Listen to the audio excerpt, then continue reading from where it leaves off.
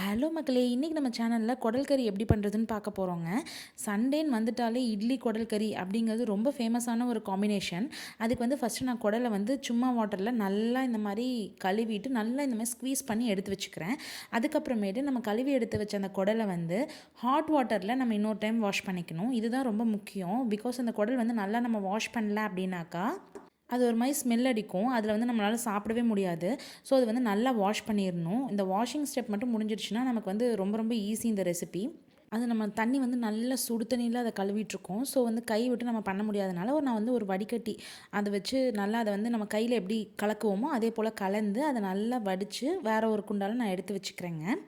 இப்போ இந்த நம்ம கழுவி வச்ச அந்த குடலை வந்து நான் குக்கரில் மஞ்சத்தூளும் உப்பும் போட்டு ஒரு 5-6 சவுண்ட் விட்டு எடுத்து வச்சுருக்கேன். இப்போ அடுத்தது சின்ன வெங்காயம் ஒரு கையளவுக்கு, தக்காளி 3 தக்காளி, தேங்காய் சில்லு ஒரு 4-5 தேங்காய் சில்லு, கருவேப்பிலை, வரமிளகா, கறி மசால் இது எல்லாமே போட்டு நான் வந்து எண்ணெயில் நல்லா வணக்கி இந்த மாதிரி ரெஸ்ட் பண்ணியிருக்கேன். இது நல்லா ஆறுனக்கப்புறம் இதை மிக்ஸி ஜாரில் போட்டு அடித்து எடுத்துக்கலாம் பேஸ்ட் மாதிரி. இப்போ நமக்கு எல்லாமே ரெடி ஆகிடுச்சு. இப்போ நம்ம குடல் செஞ்சிடலாம். அதுக்கு வந்து நான் குக்கரை வந்து அடுப்பில் வச்சுட்டு அதில் 3 டேபிள் ஸ்பூன் அளவுக்கு ஆயில் ஆட் பண்ணிக்கிறேன். அதில் கொஞ்சமாக சோம்பு போட்டுக்கிறேன். அடுத்து 1 டேபிள் ஸ்பூன் அளவுக்கு கடுகு உளுந்த பருப்பு ஆட் பண்ணிவிட்டு அதில் கொஞ்சமாக கருவேப்பிலை, ஒரு 2-3 பச்சை மிளகா காரத்துக்கு தகுந்த மாதிரி நம்ம வந்து நீளமாக கட் பண்ணி போட்டிருக்கேன்.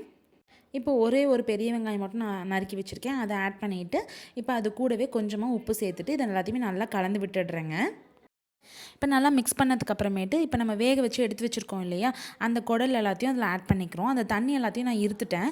இப்போ அந்த குடல் மட்டும் அதில் ஆட் பண்ணியிருக்கேன். ஆட் பண்ணி நல்லா கலந்து விட்டுடுறேன். இப்போ நம்ம அரைச்சி எடுத்து வச்சுருக்கோம் இல்லையா, வணக்கி அரைச்சோம் இல்லையா, அந்த பேஸ்ட்டையும் அதில் ஊற்றி மிக்சியில் கொஞ்சமாக ஒரு 1/2 டம்ளர் அளவுக்கு தண்ணி ஊற்றி கலந்து அதை ஊற்றிடுறேன்.